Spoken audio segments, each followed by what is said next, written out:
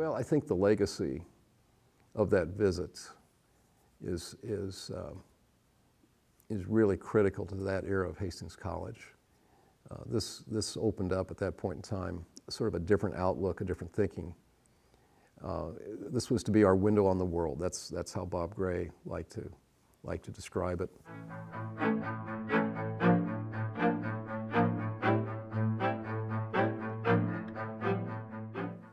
Real excitement, for sure, genuine excitement. Anytime you can meet the President of the United States, it's a wonderful opportunity and a wonderful experience. Bob Gray, who provided the resources to build this building and the inspiration to build this building, was a leader in Republican circles in Washington, D.C. And as you may know, Bob Gray had taught here at Hastings College, had been a faculty member here, taught accounting here very early in his career. He was a close friend of Ronald Reagan's and had been for a long time. And so I guess we weren't completely surprised to hear that the president was coming, but we were certainly excited and anticipated it with a great deal of expectation and joy, actually. Well, it was a natural progression, I think. I knew Dr. Hazelrig pretty well. In fact, I followed him as president of the Hastings College Foundation. And I remember well when he was all excited. He came back to campus as Dr. Hazelrig and had these plans, these sketches for this building. And from the beginning, it was clear that his work with Bob Gray, who was a major figure in public relations back in Washington, D.C., was going to be a significant part of this. I think in his work with Bob Gray to see what kind of support he'd be willing to give Hastings College, the area of communications became the natural topic for them to work on. So this is going to be a huge, exciting upgrade in all kinds of ways. So from the beginning, the thinking was so much larger than what a lot of folks could really appreciate. And the concept that was being promoted as part of the Gray Center really had a lot of excitement to it.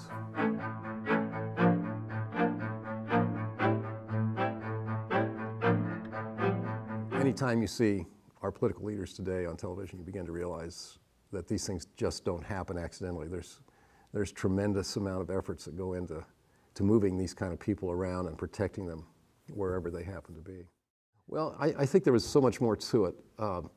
The way the whole thing was orchestrated, the security, the way the houses across the street became places for expert marksmen to be located so they could have firing angles should it be necessary. The way the helicopters were orchestrated with the real helicopter and the pretend helicopter, just in case there was a need to throw off anyone who might be trying to track which aircraft the president was actually coming to us from the Grand Island Airport.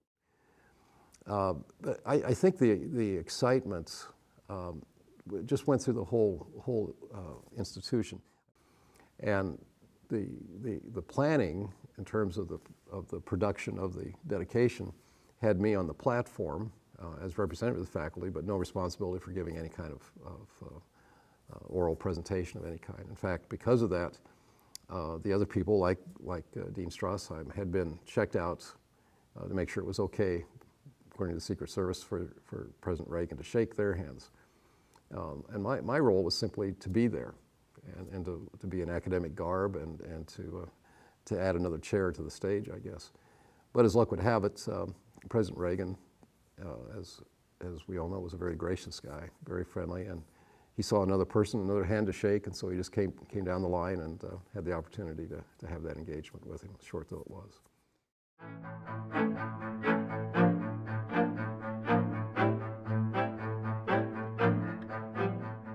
Good afternoon, ladies and gentlemen, and welcome to the official dedication of the Garrell C.J. and Marie Gray Center for the Communication Arts. This is a momentous day in the life of this college, and we're proud that we're able to bring this program to you live through our new communication center here on campus.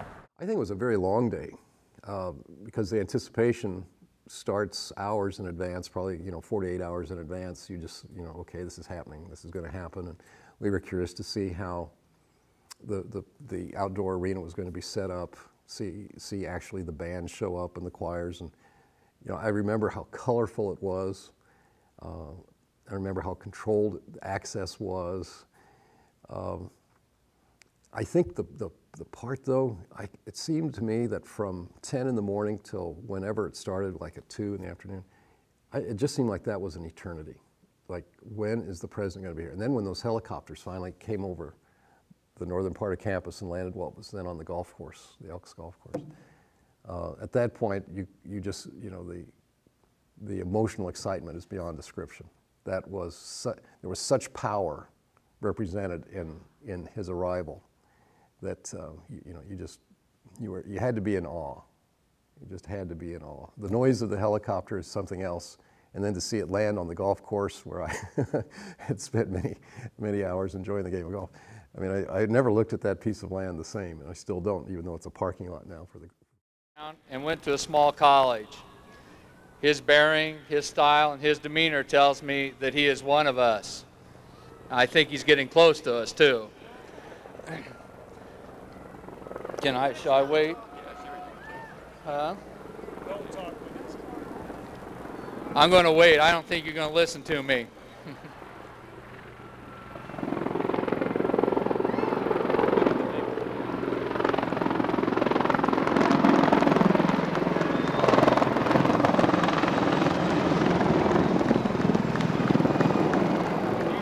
That's all I have. Thank you very much.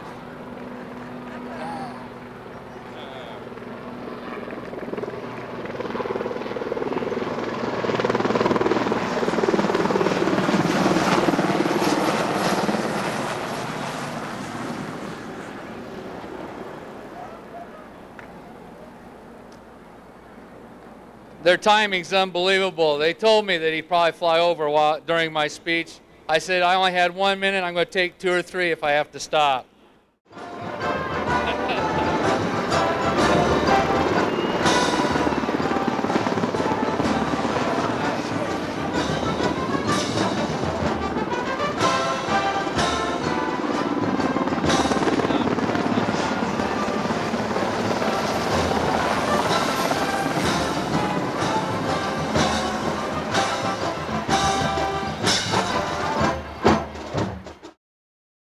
Just amazing. And as Joyce Orr used to say, Joyce Orr was our director of public relations at the time, and Joyce said whenever, and we all learned this, whenever the president is in the vicinity, you have 2 competing groups. You have the Secret Service, who would ideally want nobody to see the president, and you have the White House staff, who wants everybody to see the president.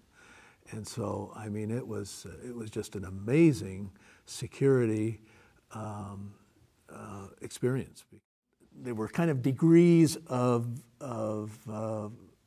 security clearances that we had, and those of us on the platform party, of course, were right there. But then there was a special place where faculty could sit, and then there was a special place where students could sit, but that was way back further, and just ordinary citizens were pretty much out there in Hartwell Park, because they just couldn't get any closer. And we landed with where all of the athletic facilities are over here to our east was a golf course at the time, as you may recall. And the president flew into Grand Island, and they helicoptered him to the over and landed right here on the golf course, and drove through here in a limousine and drove into the garage, which is right over here.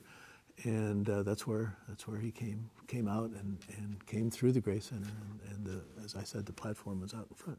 In a position where I didn't see the limousine actually pull in. I was blocked from that view. What I remember is the flourish that went on backstage. I could sense, all of this motion and all these people going to stations and assignments as they prepared for him to walk out on the platform. And then, of course, they assembled the platform committee, the platform group, and Reagan is part of that group. And so there you are marching in with the President of the United States.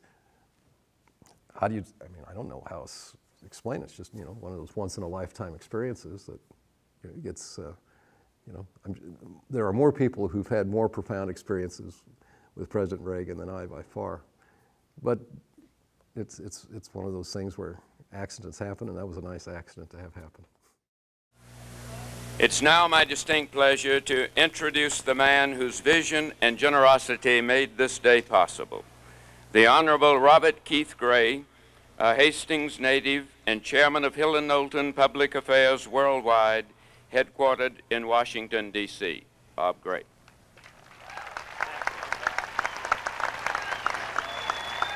Thank you. Thank you very much. Thank you. Thank you, Tom. Thank you, please. Okay, Tom Reeves, now do you really believe he's going to come? You know, the American dream has so many varieties, but it would be very difficult to imagine a more all-American version than growing up a child of the Depression, then leaving your small hometown in rural America, and coming back one day to see a vision to the future dedicated to your Nebraska mother and dad. And to have that dedication done no less than by the most important citizen in the world, the President of the United States.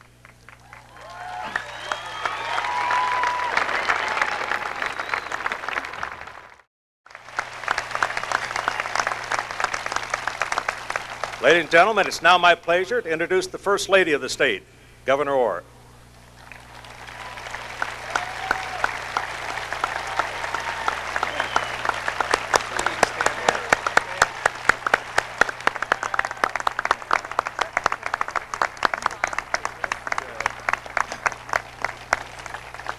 Now, ladies and gentlemen, our state's Senator, David Carnes, and our Congresswoman, Virginia Smith.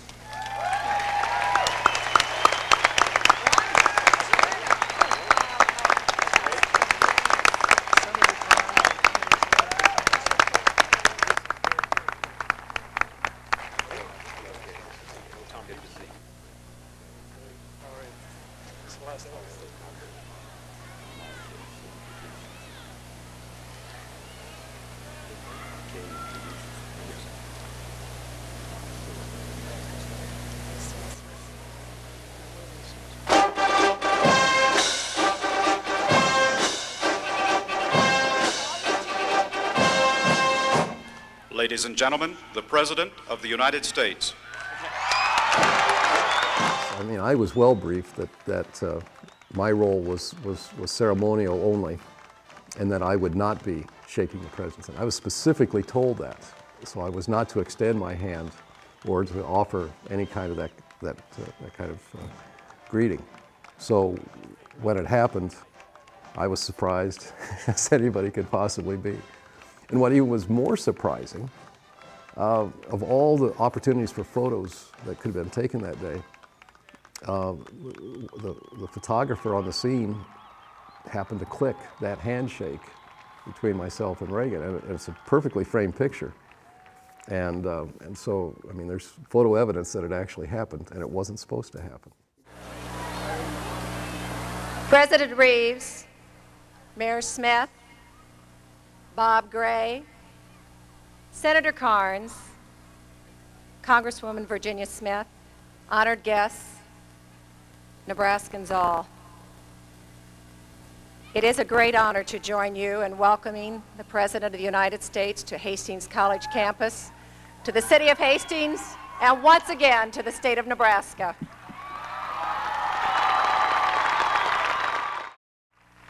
The dedication of the Gray Center by President Ronald Reagan is an auspicious moment in the noble history of this college. But there is more to remember here than the honor and excitement of the moment. This dedication ceremony underscores much that is symbolic of the past 7.5 years of the Reagan presidency. Today, the great communicator dedicates a facility for the study of communication. I think that was a logical thing to do, and I think we really capitalized on that, on our publicity and so forth. And maybe that's why Bob Gray wanted Ronald Reagan to come and he personally invited Ronald Reagan to come and do it. This is a communication facility. You are the great communicator. How appropriate would it be if you could come to Hastings, Nebraska and do this for us? Because that's what this building is all about. Mr. President, you have been the wellspring of our pride in America and our optimism about the future, and you have inspired in us a renewed moral vision, the very foundation of our nation's greatness. Ladies and gentlemen, please join me in welcoming to the Heartland this great American who personifies the heart and soul of America, the President of the United States, Ronald Reagan.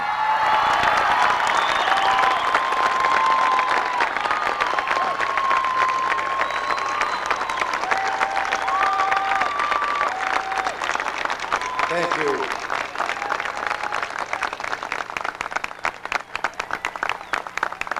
Thank you very much.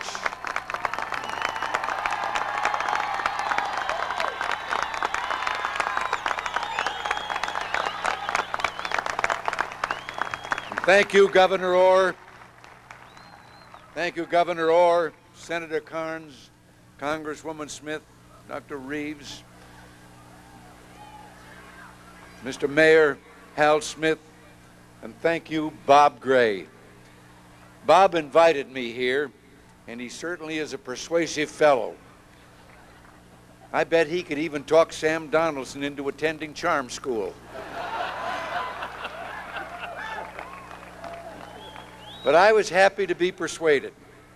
It's no secret that I like this area of our country. And though as president I can't really favor any one football team,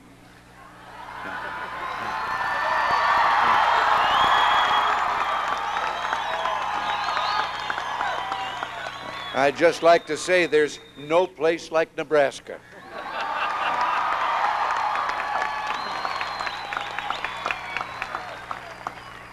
But I'm delighted and honored to be here to dedicate the C.J. and Marie Gray Center for the Communications Arts.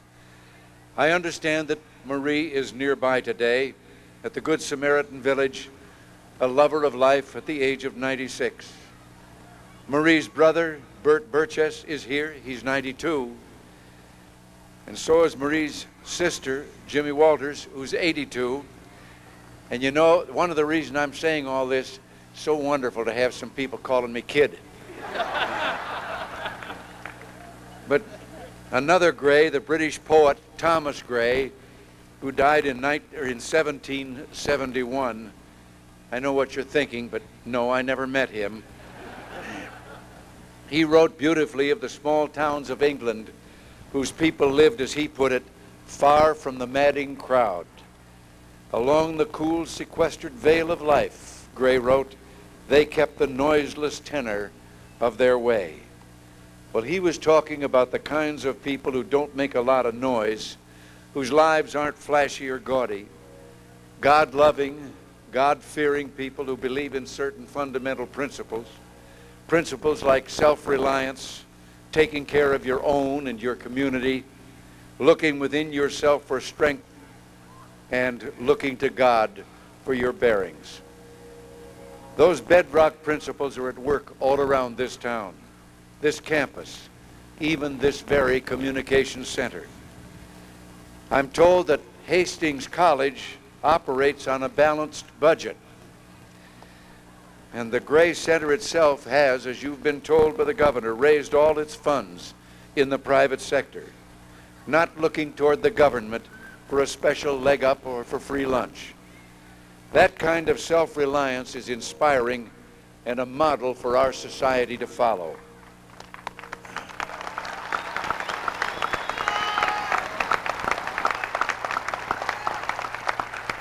It's a philosophy I hope the students who come here to learn will carry with them when they leave to ply their skills elsewhere in a profession that at times does not seem to appreciate the simpler virtues. But this center also serves a special purpose as we come to the close of the 20th century. It will truly be a window on the world, an exhilarating and fast-changing world. In our day, we've seen an explosion of communications technology unlike any humanity has ever known. It wasn't all that long ago that a man named Bell brought a new invention, the telephone, to the then President of the United States. And the President looked at it and said it was interesting, but he said, who would ever want to use one? Well, not today. A Chicago stockbroker pushes a button on her desk, and in Hong Kong, $1 million changes hands. A top 40 radio station installs a facsimile machine so that its listeners can send in their requests for their favorite songs on paper. And take the astonishing story of two writers living 340 miles apart, Stephen King and Peter Straub, who collaborated on a novel called The Talisman. They hardly ever saw each other while they wrote. Instead, they read and edited and went over every sentence by zapping chapters from one computer to another over telephone lines. Words and sentences and paragraphs were converted into electrical impulses for their journey through the telephone. The phone lines turned the electrical impulses into light pulses, and these light pulses were turned into electromagnetic signals, which were beamed 22,000 miles into space to a satellite. The signals were then relayed back to Earth, again converted into light pulses, then changed back into electrical impulses to go through another set of phone lines until finally those impulses arrived in the memory of the second computer. And thus, in seconds, words composed in Maine by Stephen King appeared on Peter Straub's computer screen in Connecticut. Breathtaking, isn't it? And it took nothing more at each end than two computers, two modems, and two telephones. That same technology, modified some and with more bells than whistles, may make it possible for students at Hastings College to be taught French via satellite by a teacher at the Sorbonne in Paris, or for a television program made by Hastings students to be sent to the Armed Forces Television Network for our soldiers to watch in South Korea. Maybe you'll throw in a Cornhusker Sooners game. Or in the years to come, this technology will give you the ability to act as town criers around the world for those whose governments substitute propaganda for news. Yes, the communications revolution will allow those who by choice live far from the madding crowd to participate fully in the blessings that living with the madding crowd has traditionally conferred. Blessings such as access to organs of culture and the ability to choose among the wide variety of professional and social options once reserved for city dwellers. The center is already receiving newscasts daily from countries as varied as Israel and Malaysia, giving the good people of Hastings an unrivaled ability at any moment to sample the sounds, sights, and goings-on many thousands of miles away. And all of this is merely a prelude to a future in which shopping and jobs and education and culture will come to our doors and into our homes, courtesy of the technology that we see here today. Access to these bounties will be possible for the people of Hastings and other towns like it across America without having to sacrifice comfort in the soil and the commitment to home and hearth and community that have made places like Hastings the very heart of that which makes our nation a light unto the nations. And now, it's my pleasure to be the first person to say, radio station KFKX is on the air. Thank you. This time I will request that President Reagan join me at the podium and that Dr. Strassheim, Academic Dean of the College, and Dr. Hazel Rigg, President of the Foundation, assist in conferring the degree.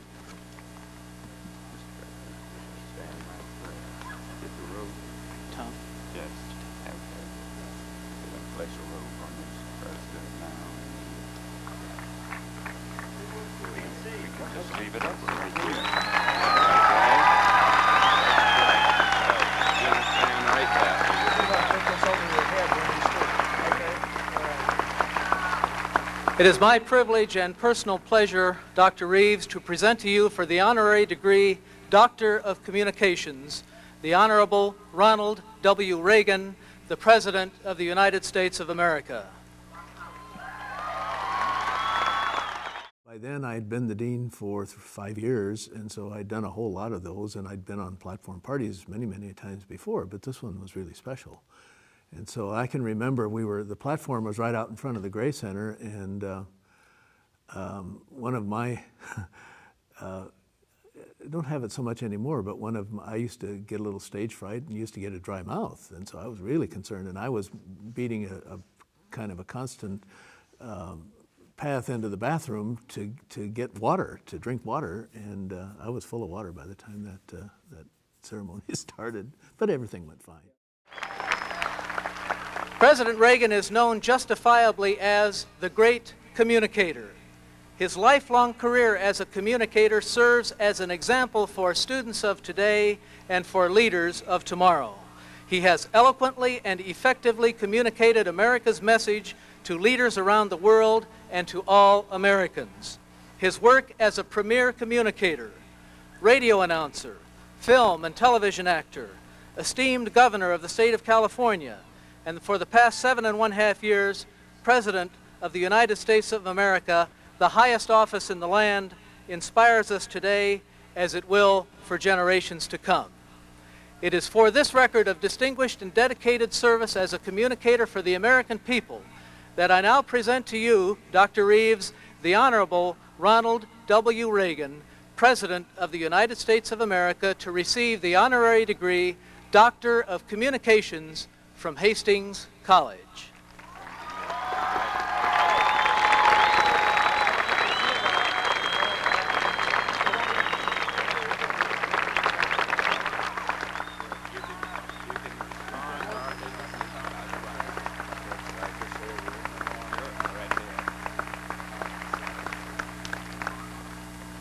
There are no words to express my appreciation and the sense of honor I feel in having given this degree here at this college, which, believe me, invokes so many memories of my own alma mater in both the physical properties and the beauty of its campus. And I do have to say one thing, though. With all of my appreciation for this, you have compounded a certain sense of guilt that I've nursed for 56 years. I always suspected the first degree they gave me there was honorary. I think the thing, strange as it is, that really surprised me, President Reagan was not an elderly man at the time he was here by any means, still very vital. But he spoke so plainly, so to the point. He acknowledged KFKX and its history in the region. Of course, his own history in radio, broadcasting sporting events is something we all were quite aware of. But he had only a couple of note cards, and I was seated right behind him, so I could see what he was speaking from. It was not a prepared talk in any means. He had a note card with several talking points. And he was, I think I was surprised that he could proceed like he did without bifocals or reading glasses. It was a very polished performance and actually very, very creative. I'm sure people helped him in a number of ways in terms of the points that he would talk to, but they were appropriate, and I think they were delivered with a high degree of sincerity.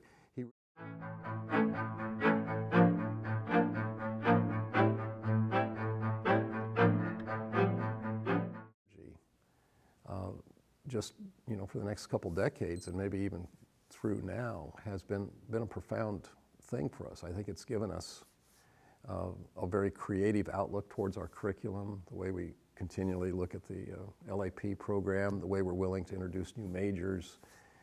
I think a lot of that is a legacy of the concept and the building of the Gray Center. This is one of the biggest days in the history of this college, that the President of the United States came and spoke on our campus and dedicated one of our buildings. I mean, it would have to be counted among the top 5 days in the history of the college, I think. I hope that someday somebody will, Dean Weir wrote a history of Hastings College for the 75th anniversary in 1957, and somebody needs to write another one. And I'm sure that day will certainly deserve a chapter of its own if that book ever gets written.